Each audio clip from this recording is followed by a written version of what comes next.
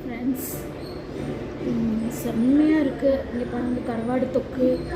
எனக்கு இன்றைக்கி உடம்பு கொஞ்சம் முடியல, அதுக்கு தான் வாய்க்கு கருவாடு அவ்வளோ ருசியாக இருக்குது. இங்கே பாருங்கள், தெரியுதா உங்களுக்கு? சூர மீன் கருவாடு செம்மையாக இருக்குது ஃப்ரெண்ட்ஸ். எல்லோரும் வாங்க, நாங்கள் நீங்களும் சாப்பிடுங்க, நானும் சாப்பிட போகிறேன். சூப்பராக இருக்குது ஃப்ரெண்ட்ஸ். அருமையாக இருக்குங்க. கடல் கருவாடு அது காய வச்சு அதில் அவங்க உப்பெல்லாம் போட்டு செம்மையாக பண்ணியிருக்காங்க.